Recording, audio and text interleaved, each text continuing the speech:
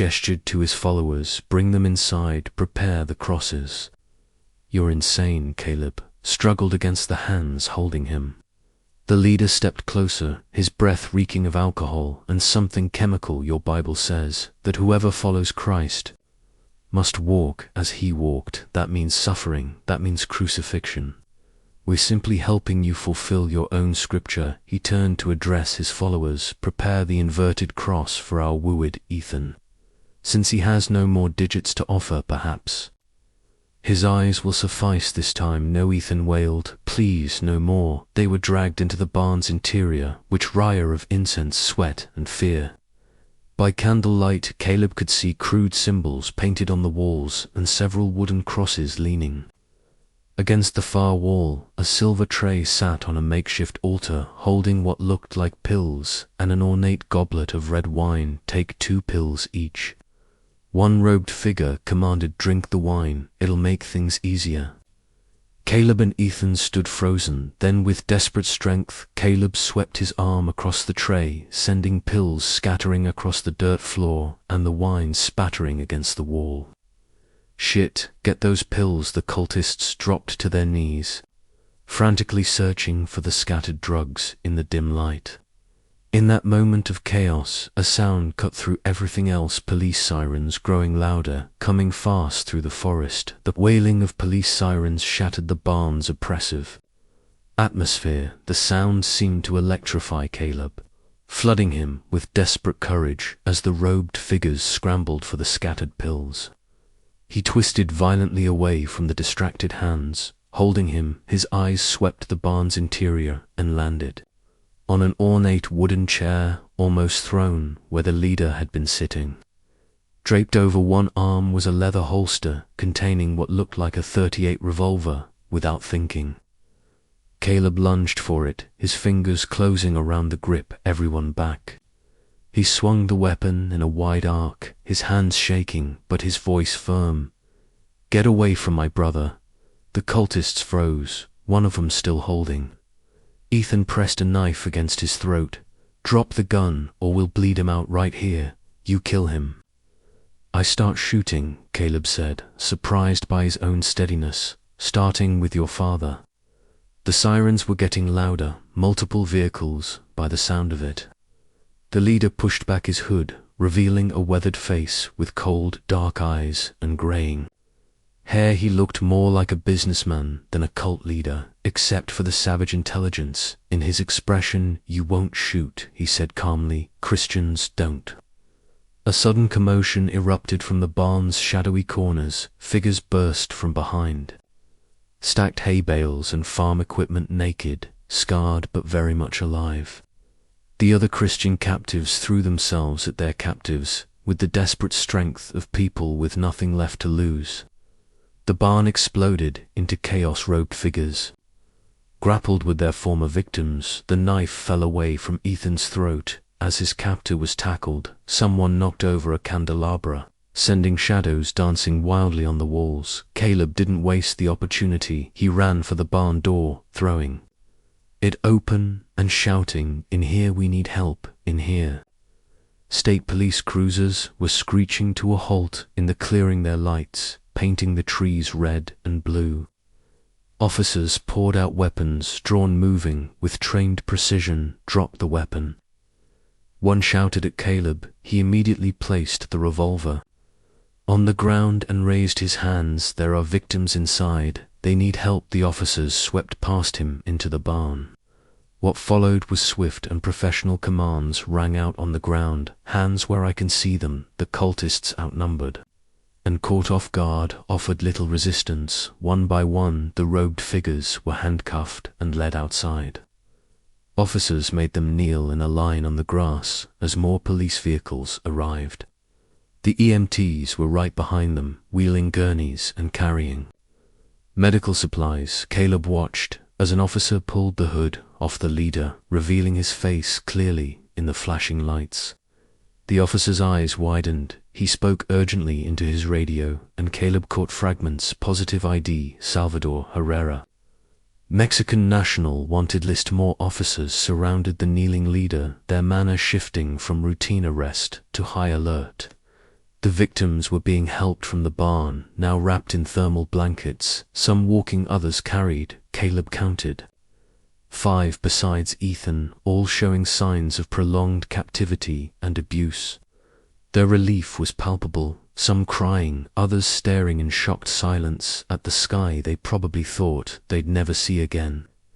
Among the arrested cultists, Caleb recognized several faces from the student fair. There was the tall one with the shaved head, now looking very young and scared without his hood, and there was Lily, the girl he'd saved from traffic. Her heavy makeup was smeared with tears, her expression a mixture of shame and terror as an officer cuffed her hands behind her back. A detective approached Caleb, notebook in hand. "Sir, I'm Detective Rodriguez. Can you tell me how you came to be here?" Caleb pointed to Lily. "I helped that girl earlier today when she almost got hit by a car. She dropped her ring, a cult symbol on it, and I tried to return it. That's what led me to follow them here." "We'll need a full statement," Rodriguez said. "These people are going to be questioned thoroughly at the station. We'll sort out who's a victim and who's a perpetrator." He paused, looking at the barn where crime scene technicians were now entering. "This is going to be a major investigation from inside the barn." Caleb heard an officer shout, "We've got a hidden room here. Stairs going down. Jesus Christ, there's a whole underground setup." More emergency vehicles arrived, FBI, ATF. Even what looked like whatever they'd stumbled onto was bigger than a simple cult. Caleb, he turned to see Ethan on a gurney, an oxygen mask over his face. Caleb rushed to his brother's side, tears finally coming. They gripped each other's hands, or, in Ethan's case, what remained of them. "I thought you were dead," Caleb whispered. 6 years, Ethan, we thought you were gone." Ethan pulled the mask aside slightly. "So much happened. Can't, not now, someday. I'll tell you everything." But his voice broke. "It's okay," Caleb said. "You don't have to explain anything. You're alive, that's all that matters." An EMT gently replaced Ethan's oxygen mask. "Sir, we need to transport him now. He's severely dehydrated, malnourished, and the amputations show signs of infection. He needs immediate hospital care." "Which hospital?" Caleb asked. "Lancaster General. Are you family?" "I'm his brother. You can follow us." "But we need to go now." Caleb squeezed Ethan's hand once more, then jogged to his Honda. As he started the engine, he took one last look at the scene. Police cars everywhere, cultists being loaded into vans, forensic teams setting up floodlights in the strobing lights. The old barn looked like something from a nightmare. He pulled out behind the ambulance, following the flashing lights back through the darkening forest toward Lancaster, and whatever came next, the Lancaster General Hospital emergency room was a controlled frenzy of activity. Medical staff rushed between curtained areas where the rescued victims were being treated. Caleb found himself in the waiting room, suddenly exhausted as the adrenaline drained from his system. The institutional chairs and fluorescent lighting felt surreal after the nightmare in the barn. He needed to tell someone who would understand the spiritual magnitude of what had happened.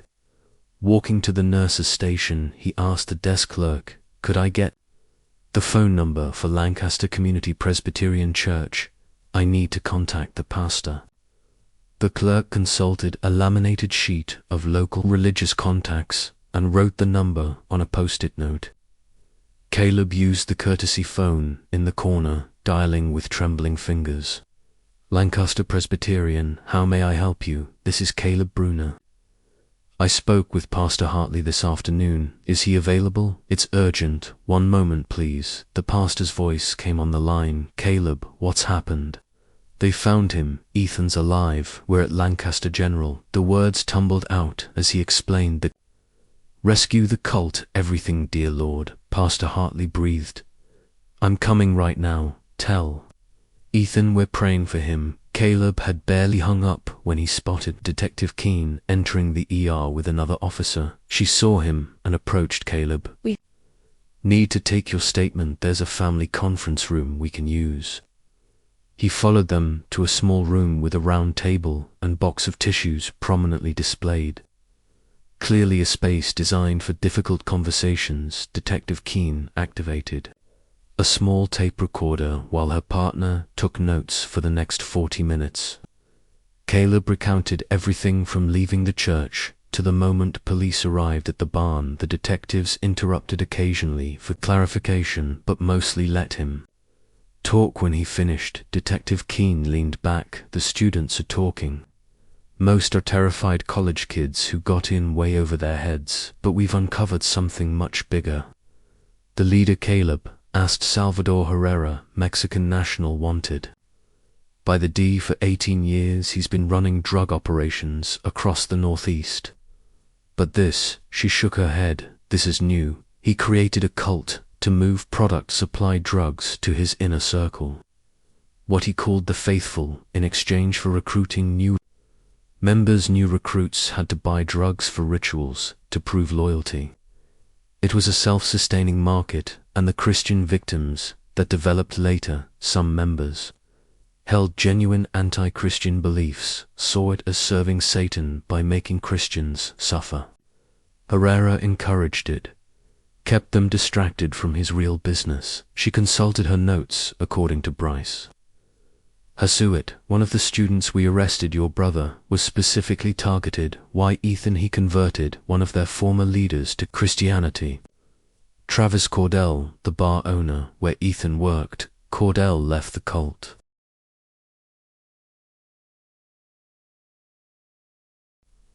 Became a Christian, and they blamed Ethan. It was revenge. Caleb felt sick. Travis Cordell was part of the cult, but if he's been free all this time, why didn't he say anything? Years ago, he's back with the cult now, Detective Keene said when they captured Ethan. The cult made Travis believe that the Christian God had no real power, couldn't even protect his own people because of his past betrayal. Travis was no longer in a leadership role. They demoted him, kept him at the bottom until he could prove his loyalty again. Keene pulled out a photograph and placed it on the table. Has told us exactly what happened Saturday night 6 years ago. Ethan closed the bar and stepped outside for some air. They were waiting, injected him with methamphetamine and threw him into the trunk of a car, the Motel Room 6. They performed their ritual there. That's where the symbol and blood came from. The front desk clerk, Sati Morrison, was part of the cult. She made sure no one investigated, then disappeared shortly. After the motel, they took Ethan to the barn. She showed him another photograph, a cellar wall covered in scratched crosses and Bible verses in one corner in shaky letters. Ethan, be the Lord is my shepherd, I shall not want. Psalm 23, Caleb's vision. Blurred with tears, he wrote that when he still had fingers, the conditions were horrific. They kept Christian victims alive to torture them, mocking their faith by saying they should suffer like Christ. Twisted theology, Detective Keene's voice held. Discussed. Herrera faces federal drug charges, kidnapping, torture, potentially murder if we find bodies in that underground room. The students face varying charges based on involvement. A knock interrupted them. A doctor in scrubs peered in. Mr. Bruner, your brother is stable and in room 314. You can see him now. Caleb thanked the detectives and hurried to the elevator, 3rd floor, following signs to room 314. Through the doorway, he saw Ethan propped up in the hospital bed, 4 lines running into his arms, looking small and fragile under the white sheets. Ethan, his brother's eyes opened, focusing slowly. Caleb, the name came out as a whisper. Caleb pulled a chair close carefully, taking Ethan's mutilated hand. The tears came freely now. 6 years of grief and guilt and hope all mixing together. Ethan's lips moved, barely audible. Though I walk through the valley of the shadow of death, I will fear no evil, for you are with me. Caleb finished. Your rod and your staff, they comfort me. A figure appeared in the doorway, Pastor Hartley, still in his clerical collar, carrying a worn Bible. May I? He asked gently. Caleb nodded. and the pastor entered, standing at the foot of the bed. Ethan, I'm Pastor Hartley from Lancaster, Presbyterian, your brother. Told me what happened. We've been praying for you. The whole congregation has been praying for 6 years. Ethan's eyes filled with tears. The pastor opened his Bible, but didn't read from it. Instead, he prayed from the heart for healing, for peace, for the other victims, even for the souls of those who had done such evil. As the prayer ended, Caleb felt something shift in the room, not a dramatic miracle, but a quiet presence. His brother was alive, damaged, scarred, but alive. The valley of the shadow of death had not claimed him.